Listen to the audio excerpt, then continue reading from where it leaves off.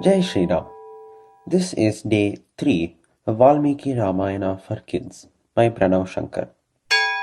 Yesterday, we covered Rama's travels with Vishwamitra, the killing of Tataka, Rama and Lakshmana's protection of Vishwamitra's Yagam, their journey to Mithila, where Rama lifts Shiva's bow, strings and then snaps it in two, the Sita Rama Kalyanam, Rama's defeat of Parashurama's arrogance, and everyone's happy return to Ayodhya.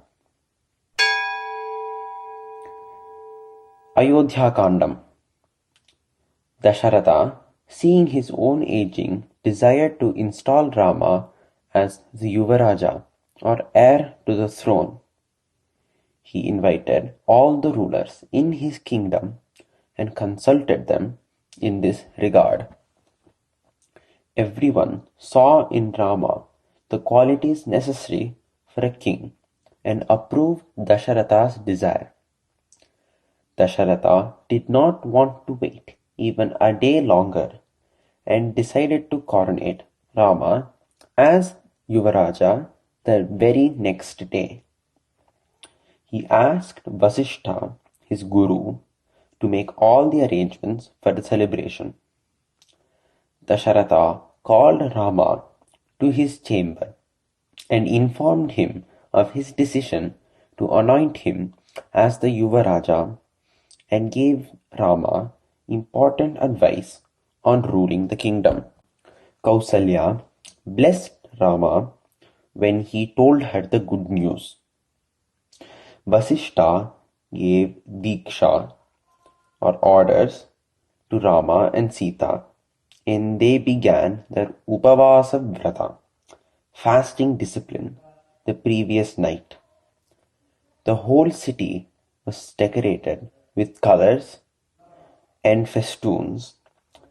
There was joy and excitement in the air.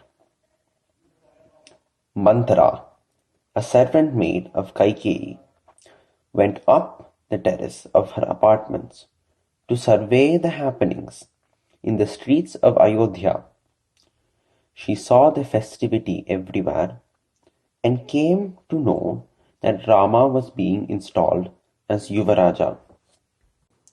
Her conniving mind at once struck a plan to thwart the whole celebration, and she rushed to Kaikeyi's chambers. She played with her mind, pointing out the dangers in Rama becoming the king. Kaikeyi could not understand Manthara's attitude.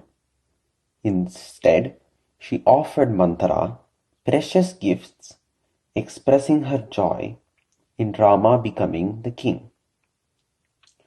But Manthara worked slowly and steadily, using all her wits and planting the poison of jealousy in Kaikeyi's mind against Kausalya. She pointed out evil designs of Dasharatha in sending Bharata away to Kekeya to be with his grandfather, and in deciding to install Rama on the throne in Bharata's absence. Thus influencing Kaikeyi, she convinced her to encash and use the two boons or wishes that Dasharatha had given to her earlier when Kaikeyi had saved his life in a battle with the Asuras. She cautioned the queen to be firm and use the two boons as one, to crown Bharata to the throne, and two, to send Rama to the forest. After making all the arrangements for the coronation, when Dasharatha went to visit his favorite queen's chambers, he was surprised to find Kaikeyi in the Krodha Griha, the place where she resorts to in times of anger. Dasharatha was very upset to see her lying on the ground with her ornaments strewn all over the floor. He pleaded with her to tell him the reason for being upset. Extracting a promise from Dasharatha to fulfill the boons given to her, Kaikeyi proceeded to use them. She asked Dasharatha that Bharata be the crown prince and that Rama be sent to the forest for 14 years. Dasharatha was shocked at the cruel requests of his queen and fainted. When he woke, he begged her to ask for anything else except Rama's banishment. Kaikeyi would not relent. Thus, Dasharatha spent the entire night in agony and grief. The next morning, when Sumantra, Dasharatha's minister, went to Kaikeyi's chambers to invite the king for the ceremonies, he was commanded to bring Rama immediately. When Rama arrived, Kaikeyi revealed Dasharatha's promise to her and her two boons to which Dasharatha was bound. Rama assured her that he would fulfill his father's promise and sought Kaikeyi's blessings.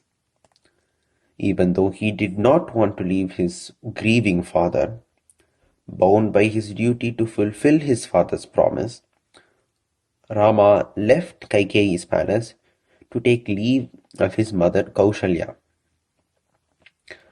Her tearful pleas would not shake Rama's commitment to go. Taking Kausalya's blessing, Rama went to inform Sita.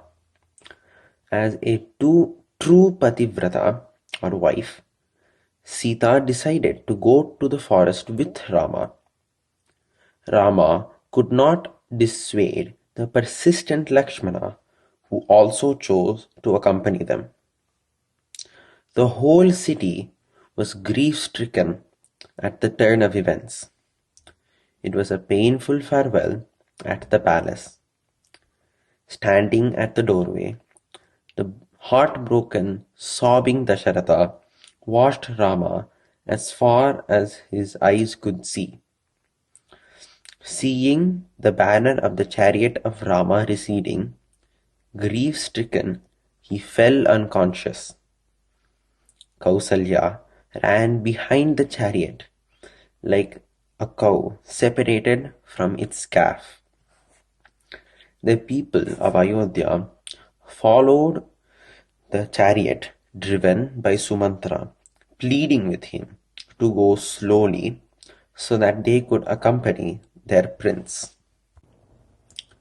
They reached the banks of the river Tamasa, where Rama decided to rest for the night. However, at midnight, Rama woke up and told Sumantra to take them across the river while the people were still asleep. Having crossed the river, he asked Sumantra to go back alone with the chariot to the other side. Sumantra did accordingly. The next day, Rama, Sita, and Lakshmana traveled far into the forest and eventually stopped at the banks of the river Ganga. Jai Shri Ram.